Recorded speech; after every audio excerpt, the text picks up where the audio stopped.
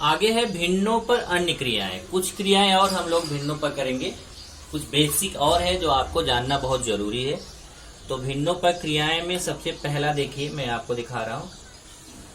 कभी कभी कैसा रहता है ना कि ऐसा भिन्न रहता है, 5/16/2। अब इसमें हमें नहीं पता चलता कि 5/16/2 को हल कैसे करना है।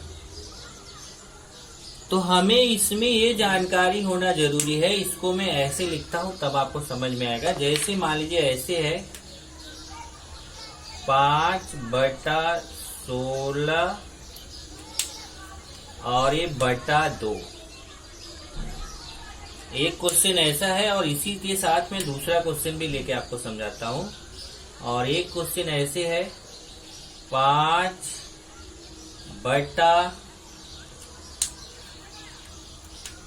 यहां 2 की जगह कोई और अक्षर ले लेता हूं 3, 5/16/3।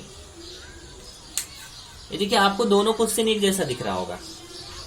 ये भी 5/16/3 है, ये भी 5/16/3 है, लेकिन दोनों का आंसर अलग आएगा। अब आप बोलोगे सर आपने कलर चेंज किया इसलिए अलग आएगा। नहीं, ऐसी बात नहीं है। कलर चेंज करने के लिए अलग नहीं आएगा। आपको क्वेश्चन में ये पता होना चाहिए कि कौन बटे में है और कौन बिना बटे में है। क्योंकि ये 3 है ना, तो 3 में 2 संख्याएं बटे में होंगी और एक ऐसी है जो बिना बटे वाली होगी। जैसे यहाँ पे, इसीलिए मैंने आपको समझने के लिए कलर चेंज किया है कि इसमें कैसा है कि 5/16 जो है ना वो बटे में है। आपको समझाने के लिए मैंने इसलिए कलर चेंज किया कि 5/16 बटे में है और 3 के बटे में कोई नहीं है, 3 अकेला है। तो इसको मैं ऐसे लिख सकता हूं 5/16/3 और 3 के बटे में कोई नहीं है, तो इसके बटे में 1 छिपा हुआ है। जिसके बटे में कोई नहीं हो उसके बटे में कौन छिपा रहता है? 1 छिपा रहता है। तो जैसे देखिए 5 के बटे में तो 16 है, लेकिन 3 के बटे में कोई नहीं है, तो कौन छिपा हुआ है? 1। अभी हो जाएगा 5/16। अब ये जो बटा है इसको मैं गुणा में बदलूंगा। देखिए 5/16 है, इसको बटे को गुणा में बदलूंगा तो 3/1 आप जानते हो, जब अभी जो समझाया आपको भाग वाले में, जब एक बटे को गुणा में बदलूंगा तो 3/1 उल्टा हो जाएगा, 1 ऊपर 3 नीचे, 1/3। अब गुणा का नियम होता है ऊपर का गुणा ऊपर से, नीचे का गुणा नीचे से। तो 5 का गुणा 1 से होगा, 16 का गुणा 3 से होगा। अब 5 1 के 5 होगा और 16 3 48 होगा। देख लो 5 1 के 5, 16 3 48। अब आते हैं जरा दूसरा देखते हैं। इसमें थोड़ा अलग है। इसमें कैसा है कि 16/3 बटे में है पर 5 अकेला है। 16/3 बटे में है लेकिन 5 कैसे अकेला है? तो आप बोलोगे कि सर अगर मान लीजिए ये कलर अलग नहीं होता तो हमें कैसे पता चलता? तो ऐसे केवल लिखे से आपको पता नहीं चलेगा। जब आप क्वेश्चन सॉल्व करोगे तो वहां खुद ही आपको बताया जाएगा कि कौन 2 बटे में है और कौन एक सिंगल है। वो क्वेश्चन सॉल्व करते समय आपको खुद ही पता चलेगा, ऐसे देख के नहीं पता चलेगा। तो अगर आपको पहले यहाँ पे पता है कि 5 अकेला है और 16/3 है, मतलब 5 के बटे में कोई नहीं है पर 16 के बटे में 3 है, तो 5 के बटे में जब कोई नहीं है तो 5 के बटे में कितना छिपा हुआ है? 1 छिपा हुआ है। जब 5 के बटे में कोई नहीं है तो 5 के बटे में कौन छिपा? 1 छिपा है। और ये 16/3 है ये। ओके, तो ध्यान से देखिए 5 के बटे में कोई नहीं है तो कौन है? 1। और ये 16/3 तो बटे में है ही। अब ये 5/1 गुणे, जब इसको गुणे में बदलेंगे, भाग को गुणे में बदलेंगे, बटा मतलब भाग, भाग को गुणे में बदलेंगे तो 16/3 उल्टा हो जाएगा, 3/16 हो जाएगा, 3/16। अब गुणा का नियम, ऊपर का गुणा ऊपर से और नीचे का गुणा नीचे से, 1 गुणे 16। अब 5 3 15/16, 1 के 16। आप देख रहे हो क्वेश्चन एक जैसा दिख रहा था आपको, पर आंसर अलग है।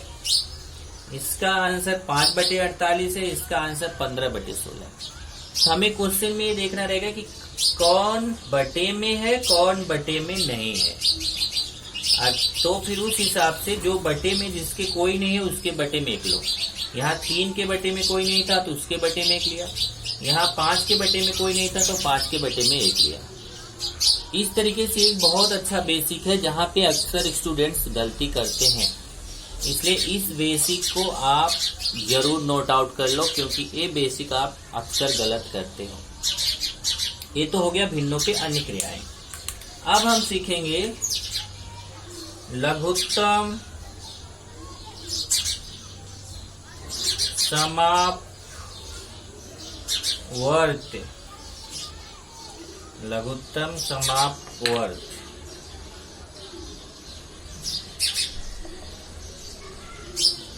देखिए कैसे निकालते हैं। अगर किसी का लघुत्तम समापवर्त निकालना है, लघुत्तम समापवर्त का मतलब क्या होता है पहले लिख लेते हैं। ऐसी संख्या, ऐसी छोटी से छोटी संख्या, लघुत्तम मतलब छोटा, ऐसी छोटी से छोटी संख्या जो दी गई संख्याओं से विभाजित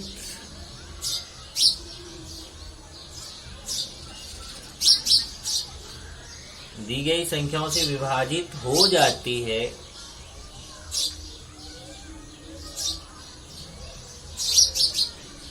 उसे लघुत्तम समापवर्त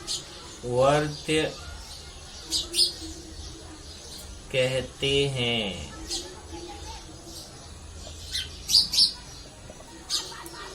अब इसको निकालते कैसे जरा ध्यान से देखिए। जैसे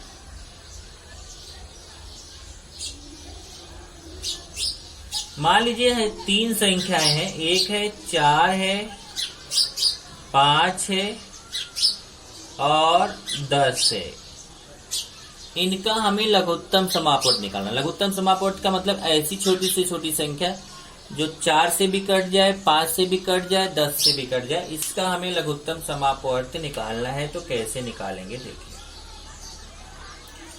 आप हमेशा सबसे छोटी संख्या 2 से शुरू करेंगे। अब बोलेंगे सबसे छोटी संख्या 1 है, 1 से काटने का कोई फायदा नहीं, क्योंकि वो संख्या उतनी की उतनी रह जाएगी। सबसे छोटी संख्या कौन है? 2। तो 2 से मैं काटना शुरू करूंगा और यहाँ देखिए 2 से काटूंगा तो 2 से देखूंगा कि ऐसा कौन कौन सी संख्या है जो 2 से कट जाती है। अब जैसे देखिए यहाँ पे 2 से मैं 4 को काटूंगा तो 2 के पहाड़ी में 4 आता है, 2 दूना 4, तो यहां मैं 2 लिख दूंगा। ओके, और फिर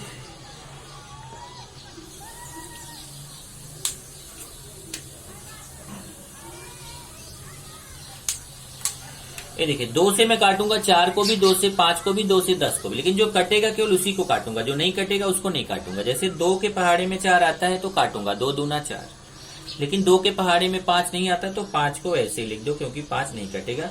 पर 2 के पहाड़ी में 10 आता है, 2 पचे 10, तो यहाँ 5। जो देखिए 2 से 4 को काट दिया, 2 दूना 4, 2 आएगा। 2 से 5 कटता नहीं तो 5 को ऐसे लिख देंगे। 2 से 10 कटता है, 2 पचे 10, 5 आएगा। आप देखेंगे कि इसमें से कोई संख्या 2 से कटने वाली है तो मैं फिर 2 से काटूंगा। ये देखिए 2 कटेगा 2 से, 2 1 के 2, 5 2 से नहीं कटेगा तो 5 को ऐसे लिख देंगे। ये 5 भी नहीं कटेगा, 5 को ऐसे लिख देंगे। अब देखेंगे इसमें ये 5 किससे कटता है? 5 जो है वो 5 से कटेगा, तो 5 1 के, अब देखिए 1 तो ऐसे लिखेंगे। अब 5 से 5 को काटेंगे, 5 1 के 5, और 5 से इस 5 को काटेंगे, 5 1 के 5। देखिए 5 का पहाड़ा 1 तो कटेगा नहीं, 1 को ऐसे लिखेंगे। 5 का 5 में पहाड़ा 5 1 के 5, 5 का 5 में पहाड़ा 5 1 के 5। जब नीचे 1 1 1 आ जाता है तो वहीं पे आपका लघुत्तम खत्म हो जाता है और आपका उत्तर आएगा, मैं यहाँ पे रेड से लिख देता हूं, लघुत्तम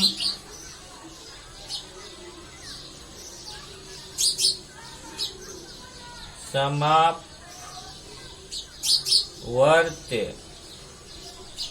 बराबर 2। ये देखिए यही वाली जो संख्या है गुणा करके लिखना है। 2 गुणे 2 गुणे 5, 2 गुणे 2 गुणे 5। अब गुणा करके देखिए कितना आएगा। पहले 2 का 2 में गुणा करेंगे 4 आएगा, 2 का 2 में गुणा 4, फिर 4 का 5 में गुणा 20। ये देखिए 20 लघुत्तम समापवर्त हो गया। अब आप देखेंगे तो 20 में 4 का भी भाग जाएगा, 4 पचे 20, 20 में 5 का भी भाग जाएगा, 5 चौक 20, और 20 में 10 का भी भाग जाएगा, 10 दूना 20। तो ये 20 सबसे छोटी से छोटी संख्या जो 4 से भी कटेगी, 5 से भी कटेगी, 10 से भी कटेगी। ये हो गया लघुत्तम समापवर्त। इस तरीके से आप लघुत्तम समापवर्त आप इजिली निकाल सकते हैं, बराबर है। तो ये लघुत्तम समापवर्त निकालने का तरीका है, आप इस तरीके से कर सकते हैं। एक और ले लेते हैं हम लोग। जैसे मान लीजिए है 12, 16, 21। चलिए इसका लघुत्तम समापवर्त हम लोग निकालेंगे। ओके, सबसे पहले 12 देखेंगे 2 से, इसमें कोई 2 से कटने वाली संख्या है तो देखिए 2 से काटेंगे। 2 के पहाड़े में 12 आता है, 2 छंग 12। 2 के पहाड़े में 16 आता है, 2 अठे 16। पर 2 के पहाड़े में 21 नहीं आता तो ये 21 ऐसे लिखेंगे। फिर देखेंगे इसमें 2 से कटने वाली संख्या है तो 2 के पहाड़े में 6 आता है, 2 तिया 6। 2 के पहाड़े में 8 आता है, 2 चौक 8। 2 के पहाड़े में 21 नहीं आता तो 21 को ऐसे लिख देंगे। अब देखें कोई 2 से कटने वाली संख्या है 4। फिर 2 से काटेंगे, 3 नहीं कटेगा, 3 को ऐसे लिखेंगे। 2 से 4 कटेगा, 2 दूना 4। 2 से 21 नहीं कटेगा तो ऐसे लिखेंगे। जो नहीं कटेगा उसको वैसे लिखेंगे। अब 2 से कटने वाली संख्या यहाँ है, ये देखिए 2 से 3 नहीं कटेगा, 3 को ऐसे लिखेंगे। 2 1 के 2, ये देखिए 2 कटेगा, 2 1 के 2। 21 नहीं कटेगा तो 21 को ऐसे लिख देंगे। और फिर आएगा लास्ट में, अब देखेंगे इसमें 2 से कटने वाली कोई संख्या नहीं है तो 3 से काटेंगे। 3 से काटेंगे, 3 से 3 कटेगा, 3 1 के 3, 1 तो वैसे ही रहेगा। अब 3 से 21 भी कटता है, 3 सत्ते 21। अब इसमें देखेंगे तो 7 से कटने वाली संख्या है तो 7 से काटेंगे। 1 ऐसे ही रहेगा, 1 ऐसे ही रहेगा, और 7 1 के 7। ये देखिए 1 1 1 आ गया नीचे। और जैसे ही आपका 1 1 1 आया, आपका यहाँ पे ये खत्म हो गया, तब आप लिखेंगे लघुत्तम समापवर्त